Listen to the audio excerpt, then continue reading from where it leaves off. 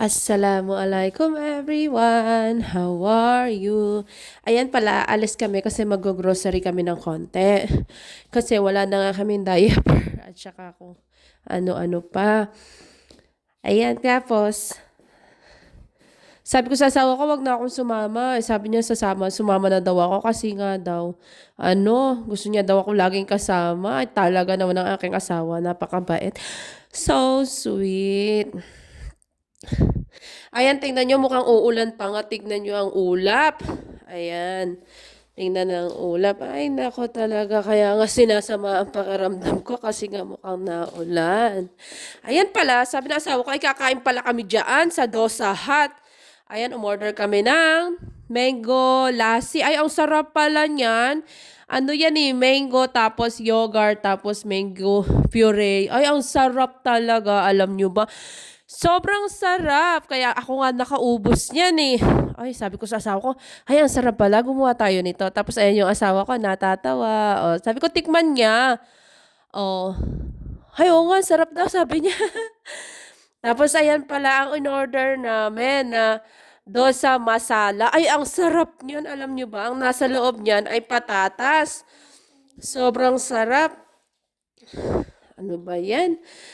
Pag walang tripod, ang hirap eh. O, ayan, sabi ko, sobrang sarap talaga niya. Alam niyo ba, sobrang sarap niya na dosa hot. Nasa loob niyan ipatata. Sabi ko, gumawa kaya ako nito. Sabi ko sa asawa ko. O, ayan, sarap, oh. Ang sarap. Minsan kasi, nagde-date kami niyan mag-asawa. Kami lang dalawa. O, ayan, syempre, i-maintain ang spark. O, di ba? Sana all. Yan, lagi kami nagde-date niyan mag-asawa. Ngayon lang ulit na ulit. O, ayan, pinakita ko sa inyo. Ang sarap niyan talaga. Alam nyo ba? Sinausaw ko dyan sa chat ni daw yan. Sabi ng asawa ko na maanghang. Ay, anghang naman talaga eh. Sobrang sarap talaga. Alam nyo ba? Ayan, tingnan nyo nga oh. Oh, 'di ba?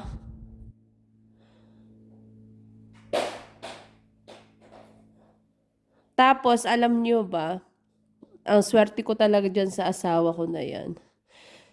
Sabi ko kanya yan, tapos yung in-order ko biryani. Aba, sabi hati daw kami diyan. Ay, talaga naman. Ay, ayan, oh, ang sarap talaga niyan.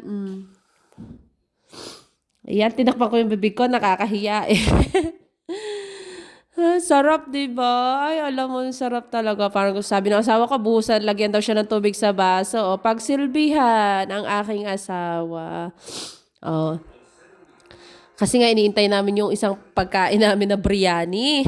Oh, tubig. Oh, sarap ng tubig. Eto na pala, parating na ang biryani. Ayan, chicken biryani yan. Tapos yogurt, tapos yung sabaw ng chicken. Oh, may onion yan, may itlog.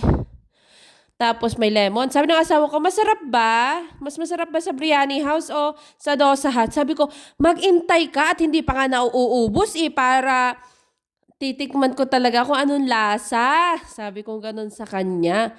Ay, paubos na talagang hindi ko malaman kung anong lasa talaga. Oh, tapos binuhos ko yung yogurt dyan. Ay, ang sarap eh.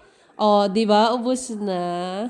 Oh, syempre, hindi lang ako ganyan kumain, ha? Pati lamesa, inaayos ko.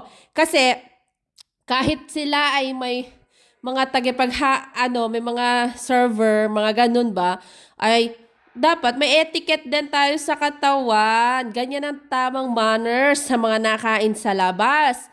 Iniimis ang ang lamesa na pinagkainan. Sabi ng aking asawa, ba't hindi daw ako magtrabaho dyan? Hindi, sabi ko sa kanya, lagi akong ganyan. O, di ba? O, di ba, kukuhain na lang. Siyempre, mga tao rin naman yung nagtatrabaho dyan. Napapagod din sila, di ba? So, ako naman, pag ako nakain talaga sa labas, ayan ginagawa ko talaga. Iniimis ko talaga ang mga pinagkainan namin. O, kasi ganyan ako sa bahay namin. Dala-dala hanggang sa labas. O, di ba? Ang gandang tingnan. Inilagay ko pa yung menu dyan. Ay, sabi ko, teka muna at maghuhugas ako ng kamay. O, inom muna ako ng tubig, syempre. O, ang ganda nung lababo nila. Bato yan, ha? Ang ganda, ha? O, di ba? Ayan, tingnan nyo, malinis na, di ba?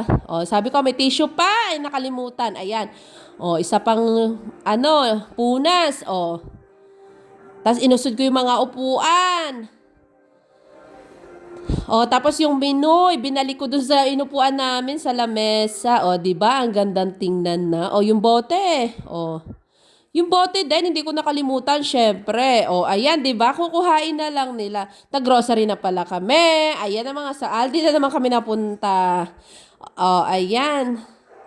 Yan, mga prutas-prutas yan, mga gulay-gulay. Ayan. O, di ba? Yun lang. Assalamualaikum. Jazakallah khair. Ayan ang sabon pala na binibili ko. O, ayan lang. Ayan ang laman ng trolley namin. Yun lang. Assalamualaikum. Jazakallah.